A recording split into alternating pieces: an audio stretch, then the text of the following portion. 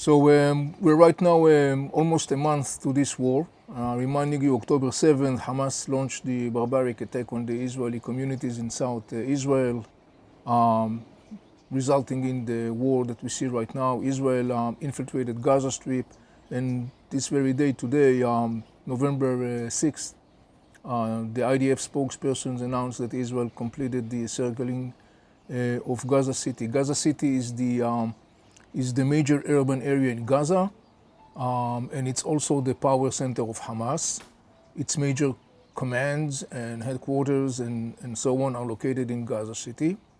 There was an interesting statement by the Israeli spokesperson who says that by concluding this encirclement of Gaza City, Hamas understands the meaning of that, and that was an interesting statement.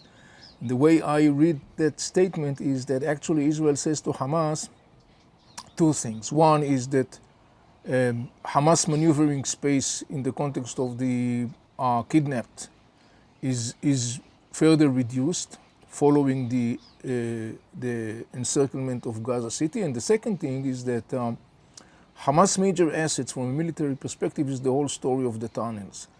And now basically I think that when Israeli spokesperson says to Hamas, now we have divided Gaza actually to two parts, Gaza North and Gaza South.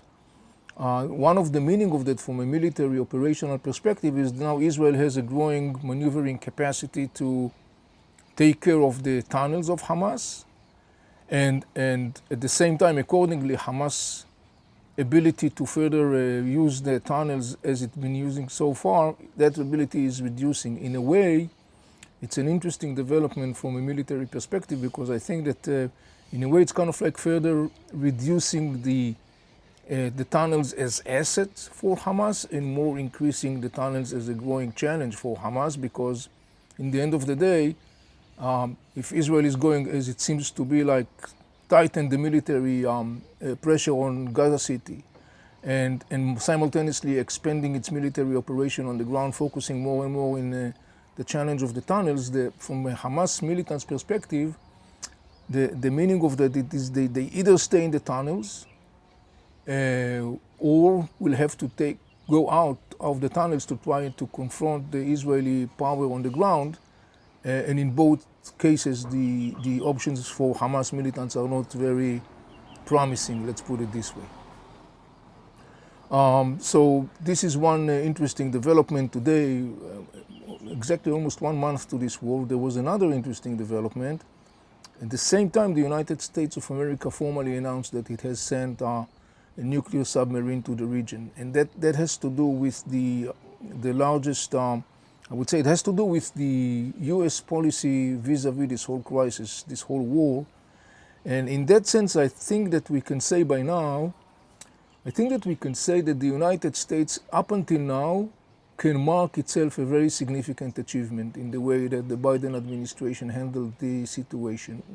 Because from the first moment, Biden administration actually sent a very clear message to Iran and HEZBOLLAH to stay out and not interfere in the war, which up until now that is roughly speaking the case.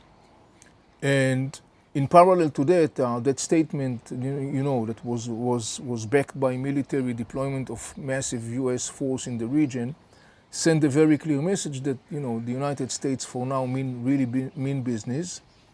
And I think that as of now, the United States can definitely say that it has been achieving a very significant achievement, meaning that it was able to, I would say, rehabilitate, it's the right word, rehabilitate its image as the leading superpower. Because when you look today at the region, in the end of the day, you see the major international player in the end of the day that is engaged with this story of the war is the United States of America, not Russia, not China. And so from the US perspective, up until now, the United States of America can mark a very significant achievement. Its allies in the region are now looking differently at the United States of America after a long period of time where they looked at the United States of America as a declining force. I've been saying all along since the famous speech by President Biden in the beginning of the war when he made this famous, word addressing the Iranian and the Hezbollah and said to them one word, don't. And I was talking about the issue of the concept of projection of power. And I think that right now, a month into this war, we can definitely see that the United States was able to project power, meaning in the sense that the bottom line of this US policy is that up until now, as I said, Hezbollah and the Iranians are deterred. They have not entered full steam ahead to this war. And one of the major reasons for that is because they are concerned with the fact that the United States of America will use its military power, and it's a very significant military power. I think I said in one of my interviews that the best weapon is the weapon you don't have to use. And I think that at this point, the United States of America, as I said, I think they can mark a very significant achievement, but I have to add something to that. That achievement has to be monetized and exhausted in the sense that in the end of the day, the United States of America will make sure that its own statement, its own policy objective that was stated by the United States of America, meaning the end of Hamas rule in Gaza Strip, that objective has to be accomplished. Because otherwise, if that objective is not being accomplished for whatever the reason, that is going to compromise the United States achievement, and it's going to be a kind of like, backlash on the United States strategic interest and its position in the region. So I think it's very important to emphasize that yes, right now the United States can mark a very significant strategic achievement, but completing the achievement has to be done while completing the political, the overall, the overarching objective, and that is to end Hamas rule over Gaza Strip. And in that sense, by the way, I think that the United States of America, as of now, did something very significant. They were able clearly to bring to its side major Arab players, the Saudis, the Egyptians, the Jordanians, who are openly siding with the United States statement that Hamas rule in Gaza Strip has to come to an end. And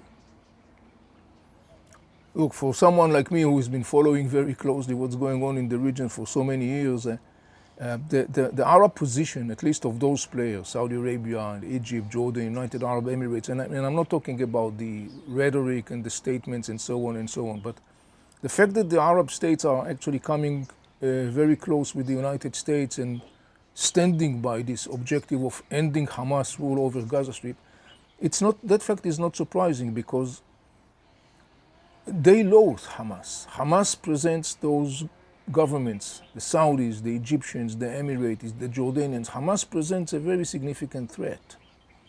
And so, as I've been saying all in all since the beginning of this war and also before that, none of those countries, governments, rulers shed tear if Hamas is going down. And this is very significant to understand. And it also emphasizes one of the things that I've been constantly talking about since the beginning of the war in my interviews and the articles and so on. And I said, look, ending Hamas rule in the region is not only an Israeli interest, it's a Palestinian interest, it's a regional interest, and it's international interest. So I think that in that sense, we can see right now that there are two major positive developments, meaning the one is the military one. I don't have the Israeli military blueprints, but I think that if I'm trying to understand, based upon what I see on the ground, Israel can mark a very significant military achievement so far, and it seems like things are going according to the plan. And the second thing is the setting the political objective, ending Hamas rule over Gaza Strip, and not less important, bringing to that place also the major Arab players that in the end of the day are very, very significant for the day post the war when it comes to Gaza Strip. People ask me all the time, how long will it take? And obviously I don't have the agenda and the time frame. We are looking at something that is a long term. It's not something that is going to be done overnight. The military process has to run its course. We may be looking at something that could take weeks and weeks. But this is only one phase. I mean, there are other phases that has to be taken into consideration. Obviously, the post-military phase, the rehabilitation of Gaza, the whole story of like who's going to rule Gaza and how it's going to be done. At this point, we don't have a clear, I would say, master plan. There are some kind of like semi-baked ideas and thoughts out there. But I think more and more when I look at it, and it goes along with something that I've been saying for many years, that, and I've been saying that very clearly, Israelis and Palestinians themselves cannot reach any kind of agreement. And it's not the game of blame. I found Israelis and Palestinians mutually responsible for the gloomy reality, but I always say that any kind of Israeli-Palestinian agreement has to be and can be done only in a frame of a regional envelope, meaning bringing in the major Arab states that have interest in stability and stabilizing the situation. And I think that obviously it also refers to the issue of Gaza Strip. So I think that it's very likely that one of the things we'll see in the context of Gaza is some sort of like a regional frame that will be a major player in the day post the war in Gaza Strip. But I think also that it's quite clear that already by now, I think that we could expect also significant movement, to put it this way, in the context also of the story of the Israeli and the Palestinian Authority relationship, in the sense of like moving forward to some kind of like an arrangement also dealing with the issue of the West Bank and other issues that are discussed for a long period of time between Israelis and Palestinians. So when I'm trying to look at the post-war situation in Gaza Strip, I think these are the major directions that we should be looking at, meaning this regional envelope, expansion of the discussion and the political arrangements beyond Gaza Strip, meaning that it will include also the Palestinian Authority, the West Bank, the Israeli relationship with the Palestinian Authority, reality in the West Bank, issues of the settlements in the West Bank. So I think that when I'm talking about post-war day in Gaza, we actually have to look at it not only in the context of Gaza itself, but also in a wider perspective of the story of the Israeli-Palestinian at large. And that should be, in my opinion, that indeed should be the direction. I've mentioned, I've talked about the Arab world and coming together with a clear demand set by the United States and Israel to end the Hamas rule. And there is also another aspect which is, of course, not surprising. I mean, the anger in the Arab world and criticism of Hamas is skyrocketing. And it's interesting to say that alongside the regular, I will put it, criticism, that criticism on Hamas is not, in the Arab world, is not new. Unfortunately, that criticism for some reason was not reflected in the Western discussion. But for years, particularly since 2007, when Hamas took over Gaza Strip, the Arab world has been criticizing Hamas, including Palestinians criticizing Hamas, saying to Hamas, look, you dragged Gaza Strip to havoc and to death and to destruction, and for what? What have you got out of that? This time, there are, in addition to the regular, I would say, Arab criticism, that criticism this time is further boosted. It's enormously emphasized because of a couple of things. First, there is a genuine sense of shame and resentment and disgust in Arab world because of the atrocities that Hamas and Islamic Jihad attack on October 7th. Many people in the Arab world, in the Muslim world, are expressing shame and anger with the killing of babies and raping of women and other atrocities that were conducted by Hamas. And it's a genuine feeling. It's a genuine feeling. Many people in the Arab and the Muslim world are expressing that. So this is one thing. And then there is another thing, and that is the fact that this time, so bluntly, it was proven so bluntly that Hamas leaders simply, not only they don't care about the Palestinian people, they want the Palestinian people to die because it serves Hamas. Arabs are watching Hamas leaders that are spending their time in fancy hotels in Qatar. Life is good for them, while the Gaza people are suffering the consequences of Hamas extremism and barbarism. Hamas leader Musa Abu Marzouk, one of Hamas leaders, is giving an interview, and he openly says, we dug those tunnels to protect our militants, not to protect the people of Gaza Strip.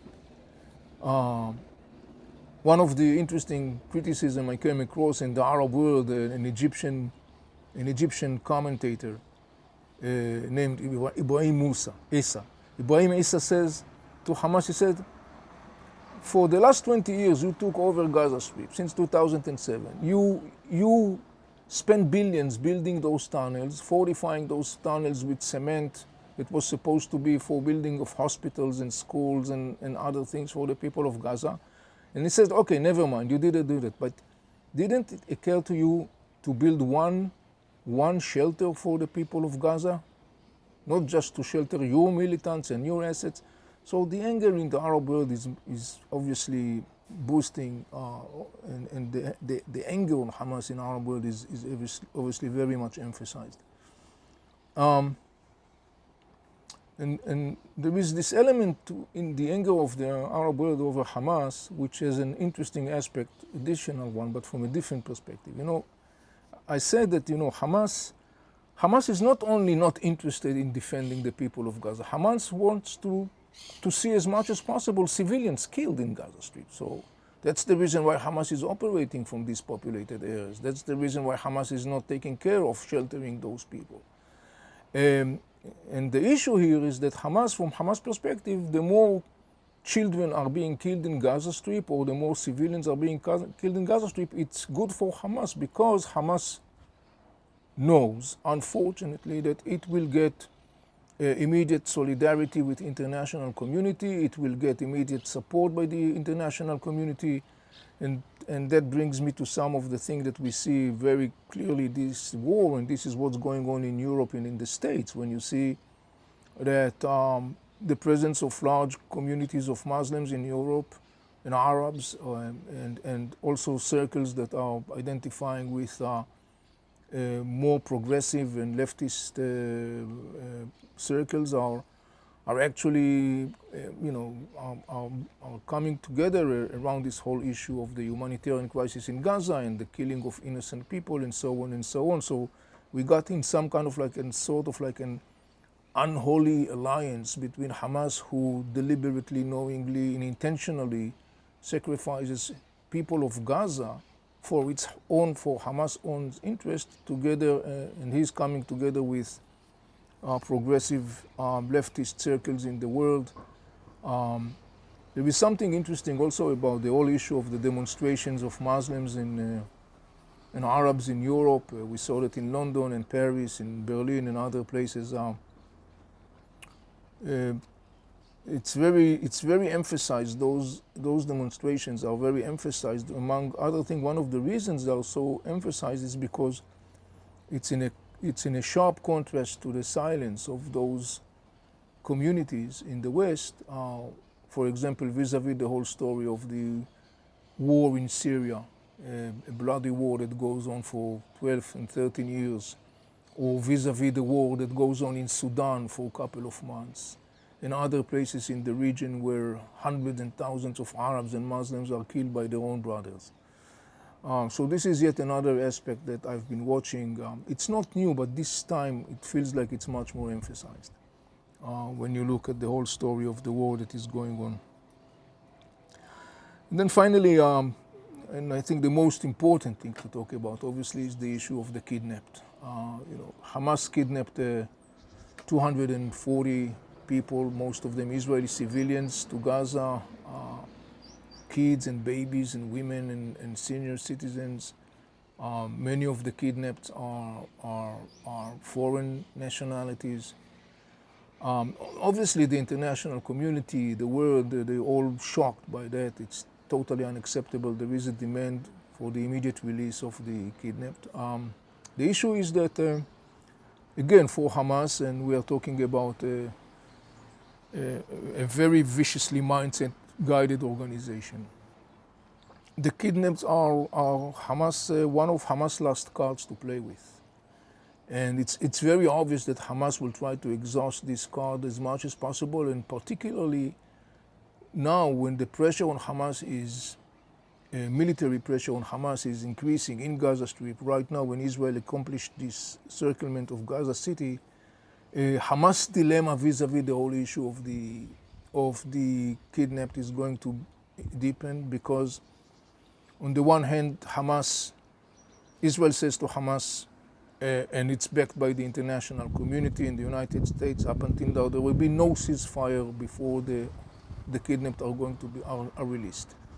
And on the other hand, Hamas needs to try to exhaust, and if Hamas fails to comply with that, the Israeli military pressure is increasing every moment. And on the other hand, Hamas, only one of the fewest last cards Hamas has in its possession is the issue of the kidnapped.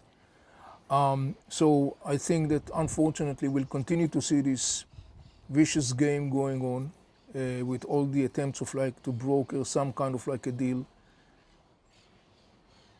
In that sense, there has been something that has been recently, for the last really 2-3 days, percolating into the discussion, and this is, some people are talking about a possible complicated scenario where actually it ends up with something that we saw, something similar to what we saw in 1982, when Israel invaded Lebanon to end the terror attacks of the Palestinians, organizations who were based in South Lebanon.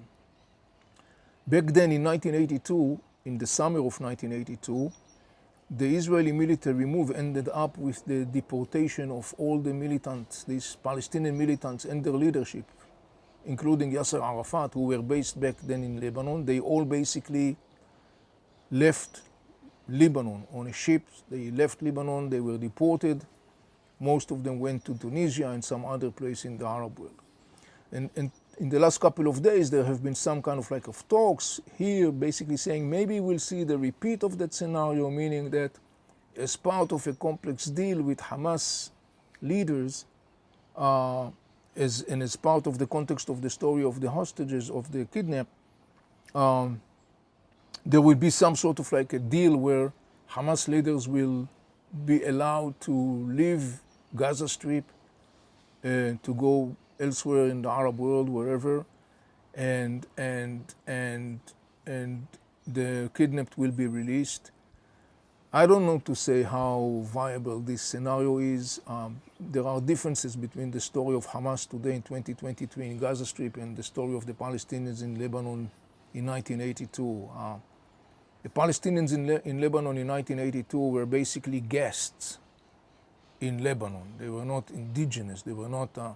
So it's a totally story. Hamas leadership are from Gaza Strip, those who are in Gaza Strip. And of course, there are those who are not staying in Gaza Strip. And also in the sense of the mindset of the leaders of Hamas, particularly those based in Gaza Strip, like Sinwar and Def and others. It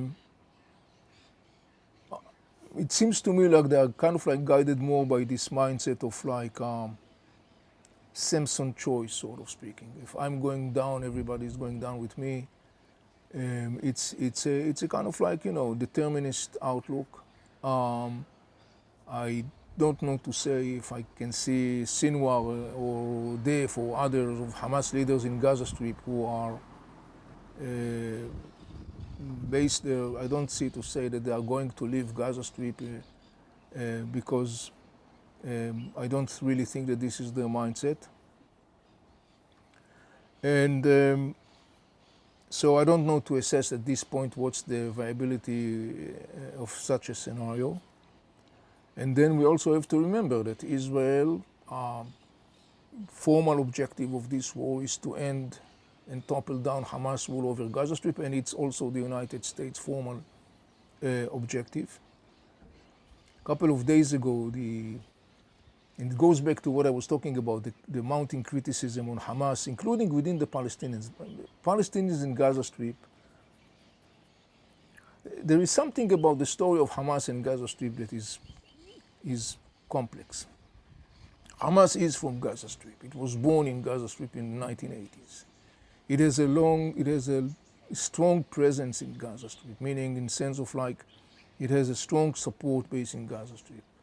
There are hundreds of thousands of people in Gaza Strip who benefit Hamas rules. I mean, Hamas governs Gaza Strip since 2007. You know, he employs 50,000 officials and preachers and academic teachers, and he sets the agenda, the curriculum at school. He's charging taxes. He legislates laws. He has police and courts and all those things. So it's the government of Gaza Strip. More than that, you know, in the elections in 2006, majority of Palestinians supported Hamas, knowing what Hamas' agenda is vis-a-vis Israel, meaning that Hamas votes to eliminate Israel through the use of power. That being said, on the other hand, there are many people in Gaza Strip who loathe Hamas, who hate Hamas. Hamas, in the end of the day, is a very brutal organization, and he established itself an Islamic emirate in Gaza Strip. And for Hamas, this is the most significant thing, and nothing stands on the way to make sure that this emirate will continue, at least from Hamas' perspective. So Hamas brutally oppressed any opposition and criticism in Gaza Strip, and fueling with that, of course, growing anger and resentment of people in Gaza Strip. And of course, the whole destruction that Hamas inflicted upon people of Gaza Strip basically further fueled this anger. And right now, obviously, when you see the disastrous outcome for Gaza Strip following Hamas' brutal attack, obviously the criticism is mounting. And so there was an interesting note by the Israeli Minister of Defense that kind of like went a little bit under the radar, but I think it's interesting to mention that. A couple of days ago, the Israeli Minister of Defense, Yoav Gallant, said, he said, well, we are going to get to Yahya Sinwar, the leader of Hamas in Gaza Strip, and we are going to kill him. And then he had, unless the people of Gaza Strip will get to him first. And that will make this war shorter.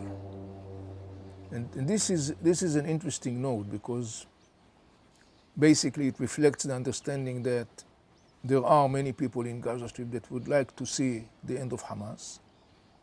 And maybe that was kind of like I wouldn't even say a hint, but it's a very direct call for the people of Gaza Strip who wants to get even with Hamas to do something, and actually by taking down, eliminating themselves, Sinwar and other leaders of Hamas in Gaza Strip, they will actually help themselves, because the war then will be shortened. So it was an interesting note by Gallant that kind of like went a little bit low beneath the radar, but I think that, by the way, it's one of the things that I've been saying all along since day one of this war, is that the more Israel is present on the ground, the more the military pressure, the more Israel has a better intelligence flowing in, because many people are even I would say voluntarily, so almost are providing this intelligence. Obviously, intelligence is extracted also by Hamas militants that have been caught, and they are providing intelligence and information. I remember myself sitting in the studio in the first day of the war, that in October 7, that terrible Saturday. I was an hour into this event. I already started, giving interviews to, Fox News and CNN and I-24 and many other channels. And I was sitting in the studio, and I said, this is also a strategic opportunity for a positive change for the state of Israel and for the region. And I actually said, look, but it requires that Hamas will be toppled down, that Hamas will be no longer be able to be a relevant player in the Middle East. And I explained and I said, look, if we topple down Hamas, we are actually totally disrupting the Iranian master plan to become the dominant superpower in the region. The Iranian regime has been advancing that master plan for the last couple of decades, which basically cost the life of hundreds of thousands of people in the region, and a constant violence and destruction in Iraq, in Syria, in Lebanon, in Yemen. Israelis, Palestinians were sacrificed by the Iranians for their own interest. So I said, look, if Hamas, which is a very significant component in this Iranian structure, if Hamas is toppled down, the Iranians, this is a major blow to the Iranian. It's totally disrupting their master plan. And that could be a very significant strategic positive shift for the region. And I'm totally, sticking to that observation. And as I said many times, I hope that this war is going to end up with the end of Hamas as a relevant player, meaning that doesn't mean that you have to shut down Hamas' last tunnel and to hunt down the last rocket. It means that Hamas, that by the way views himself as a regional player, that Hamas will be no longer be a relevant player that can influence. And the condition to make it happen is first and foremost to deprive Hamas from its military spine, because this is the major tool with which Hamas was able actually to influence and dictate its policy. Once you crush, demolish this military spine, you are actually taking away from Hamas its most significant tool. And by doing that, you are making Hamas irrelevant player. And one of the things that came very constantly in the many interviews that I gave and discussions with people and briefings, people says like, yeah, but Hamas is not going to disappear and the ideology is not going to disappear. And I said, that's correct. But that's not the case. I'm always saying, look, Nazism exists. That's not the point. I mean, Nazism exists, but Nazi Germany was defeated in 1945. That's the same with Hamas. The ideology will remain, like the ideology of Al-Qaeda and ISIS. But if we topple down Hamas rule, and Hamas is no longer a relevant player, meaning a player that can influence the dynamic, a player that can influence the trajectory of the Israeli-Palestinian conflict, that is the strategic achievement, because then it is basically totally disrupting the Iranian master plan.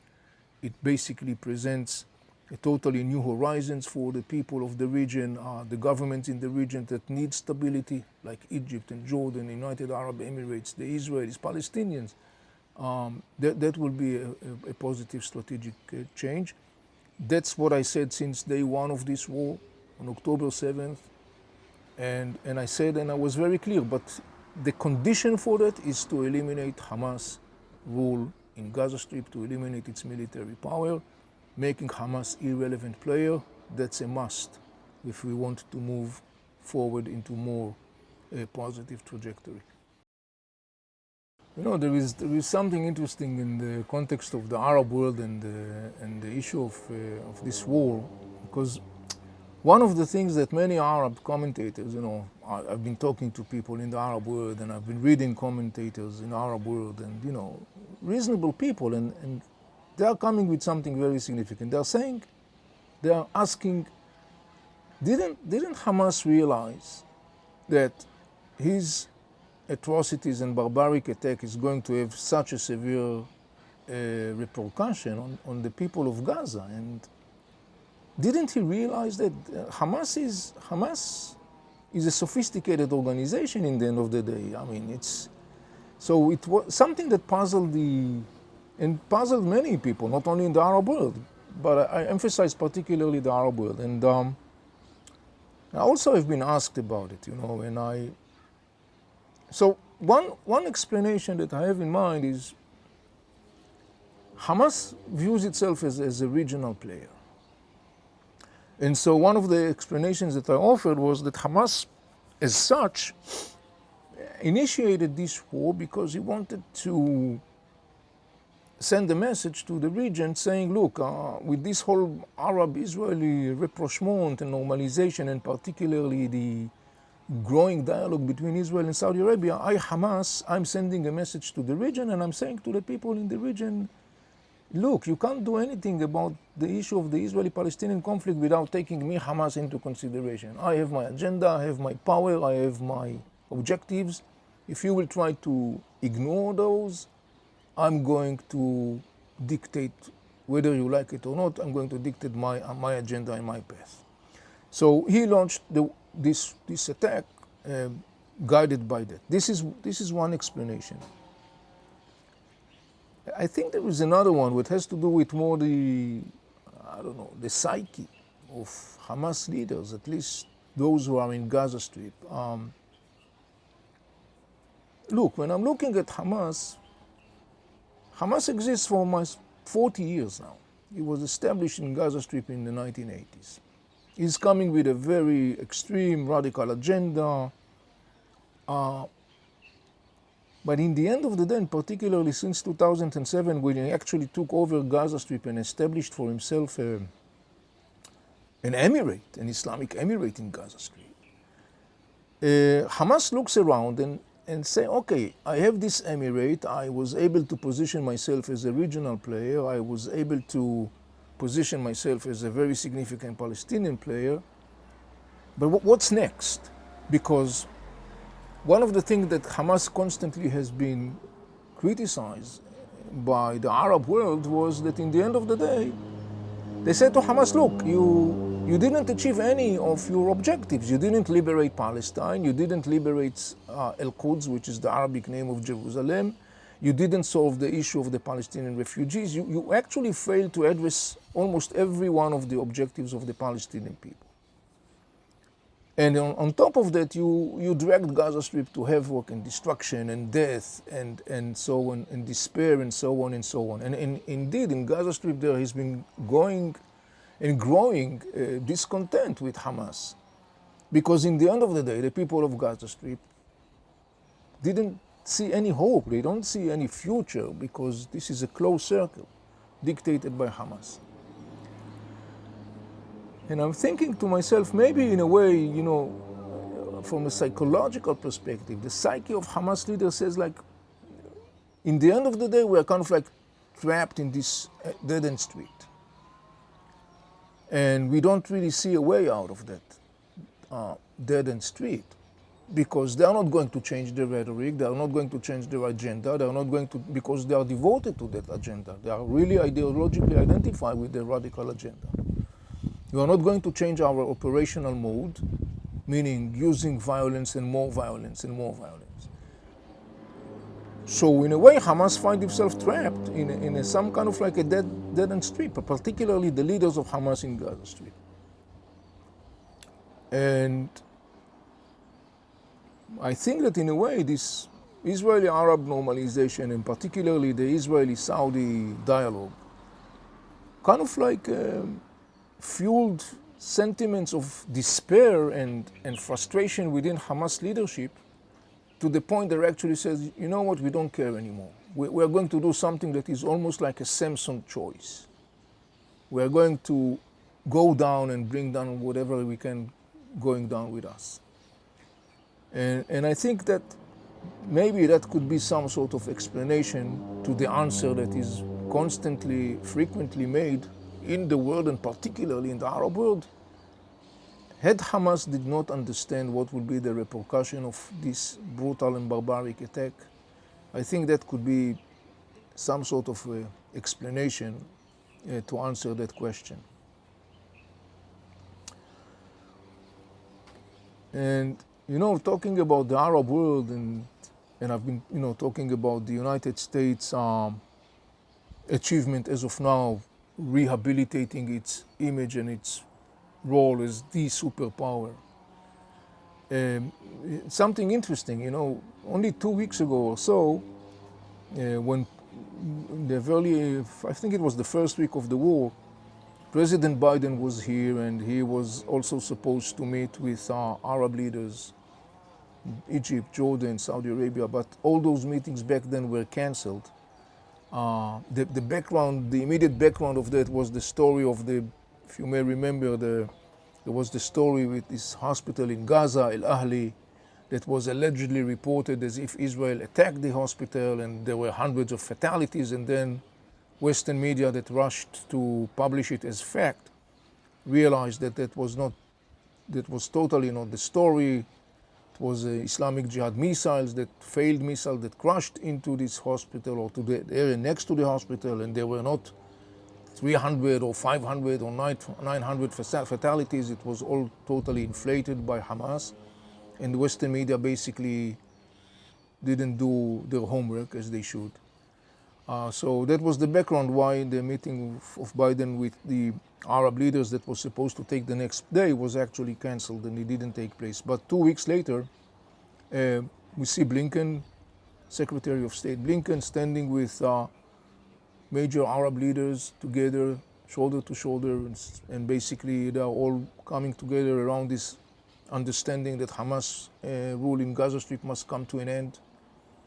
So you could see, it shows you how in that short period of time the whole dynamic was changed, and it's not by chance. It has to do with the story of, as I said, the fact that the United States of America was, because of its very clear, decisive, non-mumbling policy vis-a-vis the war, when President Biden sent a message to Iran and Hezbollah saying to them, no, don't. That was one of the reasons, I think, that fueled this change along these 2 weeks that I just mentioned before. And that brings me to say a few words also about the speech of the leader of Hezbollah, Hassan Nasrallah, that he carried out this speech last Friday, November 3rd, I think it was. Hezbollah is the most significant proxy of the Iranian regime. It's a very significant and powerful player. Its military capacity is 10 times bigger than Hamas and Islamic Jihad combined. And since day one of this war, there has been concern regarding the question whether the Hezbollah is going to enter fully to this war. Since day one, I talked about the Iranian and the Hezbollah dilemma vis-a-vis the war. And I noted that actually the Iranian dilemma is, are they going to try to save Hamas because it's enormously significant strategic card for the Iranian regime by sending the Hezbollah to the war, trying to send Hamas, or by doing that they may jeopardize not only the downfall of Hamas but also an enormous damage to the Hezbollah, or are they going to basically give up Hamas, give up this Gaza card with all the negative ramifications that comes for that as far as the Iranians are concerned. And one of the things that I said since the beginning of the war was that what we see is that we saw this very gradual, very well calculated military escalation by Hezbollah on the Israeli-Lebanese border, and also it was encompassed with some increasing of attacks against United States assets in Yemen, in Iraq, in Syria, conducted by other proxies of the Iranian regime. But those were very, calculated, well calculated, very gradual escalations on the ground that has been kind of like increasing but not dramatically. And so today when we look at the Israeli-Lebanese arena and the issue of the Hezbollah, what we see is this continuing and a little bit increasing skirmish between Israeli military forces and Hezbollah and other Palestinian militias in the south part of Lebanon who are obviously backed by Hezbollah. But those skirmishes are confined to the area of, roughly speaking, the Israeli northern border, the Israeli-Lebanese border, and they are not expanding to a wider geographical arena, and they are not expanding in the volume and intensity of the fight. So, in the region, in the world, people noticed that Nasrallah, the leader of Hezbollah, was totally silent for almost a month. He didn't say anything. There were reports he was meeting with leaders of Hamas and Islamic Jihad, but he didn't came up speaking formally about it. And then he made a speech on Friday. And actually, when I looked at the speech, obviously I followed the speech, I listened to what he said. Nasrallah is a really master in mass psychology. You know, he can market whatever he wants to the masses. He's a very sophisticated person, very vicious. But in course of time, Nasrallah that was, let's say, about 15 years ago or 20 years ago, Nasrallah that used to be considered as an icon in the Arab world, has lost its image because more and more in course of time, Arabs actually realized that Nasrallah is an Iranian proxy, and particularly his involvement, the Hezbollah's involvement in the war in Syria, where the Hezbollah butchered thousands of Syrians, including civilians and others. Hatred and loath in the Arab world toward Hamas, toward Nasrallah and Hezbollah increased. Remember, Nasrallah and Hezbollah actually occupied Lebanon, an Arab state from within. They basically turned Lebanon into an Iranian satellite with their weapons and the terror methods. So Nasrallah is very much lauded in wide circles in the Arab world. And for Nasrallah, the speech, I've been watching Nasrallah for many years as part of my professional background and also in my capacity as a Middle East expert. And I could say that Nasrallah was really struggling. I mean, the speech wasn't fluent. The speech wasn't as venomous as Nasrallah can be. He mumbled couple of times. He was misspelling words. His rhetoric was moving anywhere between apologies and trying to repackage the fact that the Hezbollah is not intensively involved in the war with all kind of like apologetic view.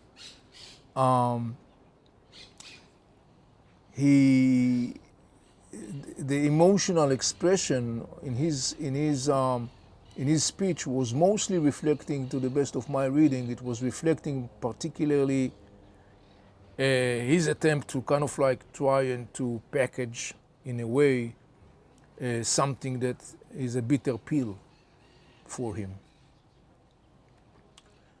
The bitter pill for Nasrallah is that, and obviously for Hamas and Islamic Jihad, the bitter pill is that one of the things that the Iranians and their proxies market constantly to the Arab world as part of marketing themselves as if they are the ones that are going to liberate Palestine and all those slogans. One of the major concepts that they market was the story of this, what we called in Arabic, Wahdat al-Sahat, which means the unifications or unifying the arenas. And the concept says basically, look, when the time comes and there's going to be a war, all brothers, you know, Hamas, Hezbollah, Islamic Jihad, the Iraqi Shiite militias, they will all stand together shoulder to shoulder to fight this war to eliminate Israel. Well, here is this big war, very big war, where actually it's very likely that in the end of this war, Hamas will lose its power in Gaza Strip. And the Hezbollah is actually not really involved in this war. So this is the bitter pill that Hezbollah and Hamas and Islamic Jihad needs to swallow, because it's already, of course, contributing to the amount of anger and hatred of many people in the Arab world towards Hamas, towards Hezbollah and Nasrallah, towards the Islamic Jihad. And you know, I was talking about the speech. Obviously, speech has been, of course, analyzed from different perspectives, and what was said and what was not said, and so on and so on. One of the things that almost immediately captured my attention again, because since I've been following Nasrallah for many years in Hezbollah, was the, I noticed the script that was, when Nasrallah makes speeches, he very often has this script, some kind of like slogans that are appearing on the script when he's talking. And I noticed that he was quoting on that script a verse from the Islamic Quran. This is the Islamic Bible. And it's a verse that taken from a chapter in the Quran. It is called the chapter of Tawbah. Tawbah is a word in Arabic which means repentance or remorse. And it's interesting that he chose that specific chapter, because the meaning of this Tawbah, the repentance, is that actually a person made a big mistake and he has to now remorse because of the mistake. He basically defies Allah's will, and now he has to, you know, repent and to remorse for his mistake. The way I read that was kind of like a signal of Hezbollah to Hamas to actually, and by the way, that signal was, I think, backed by a sentence that Hezbollah says, Nasrallah says in his speech. He says, like, Hamas did not inform me about this, what they're going to do. And I'm okay with that, he says. But that was interesting, because in between the line, he basically said something like, he said to Hamas leader, he said, look, you made a unilateral act, and you made a big mistake. You didn't consult me, you didn't coordinate with me. What he didn't say, but that is the continuation of what the sentence is, that, well, you have to bear the consequences yourself. You can't expect to drag me to a war that I was not part of the decision and the initiating of this war. And indeed, the verse that Nasrallah used to quote from that specific chapter, the verse says, Allah yunsurkum alayhum, which means Allah, the God, will make you the victorious. In other words, you know, we should anticipate a divine intervention to be victorious, but not necessarily our intervention. And so I think it, and by the way, to the best of my understanding, we are today, a couple of days after the speech, I've been, again, going over reactions in the Arab world, talking with people. They basically reflect the same perspective. They are saying that was many of them are basically calling that there was a very dull speech by Nasrallah, which actually meant in the end of the day basically to provide a series of excuses. Why didn't he really committed his commitment? And he's coming with all kinds of excuses and stories, basically trying to justify the fact that in the moment of truth, Hezbollah didn't show up. He actually betrayed, if you wish, in the perspective of Hamas leaders, he betrayed them. And by the way, Hamas leaders knew that. I mean, there was a point already before the speech that they knew that Hezbollah is not going to be participating fully in this war. Obviously, one of the things that we have to take into consideration that this Nasrallah speech is actually a deceiving speech, and actually the Hezbollah will and plans to go full steam ahead. We have to take this scenario into consideration. Again, I mean, when you look at the situation on the ground, namely when you see that Israel is in a full alert along the border, Israel sends a very clear message to the Hezbollah that if he's going to wage a war, the consequences for Hezbollah in Lebanon are going to be severe. The US presence in the region and the very clear American message is definitely something that Hezbollah and the Iranians cannot ignore and are not ignoring.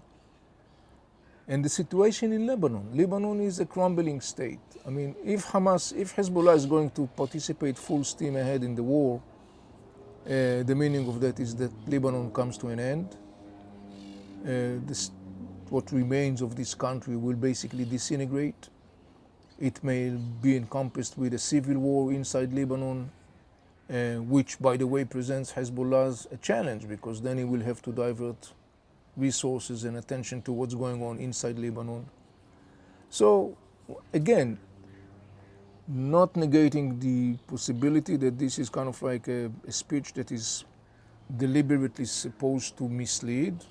And I know that some people are saying that, and this is definitely something that should be considered. But again, when I look at that and I look at some of the facts on the ground, to the best of my understanding today, as of now, Iran and Hezbollah basically made a decision not to fully participate in the war. And I found it difficult to believe that the more the war in Gaza Strip evolves and Hamas downfall is becoming more and more imminent, I found it difficult to believe that by then, when Hamas downfall is imminent, at that point Hezbollah will rush into a war trying to save Hamas. I found it more difficult to believe.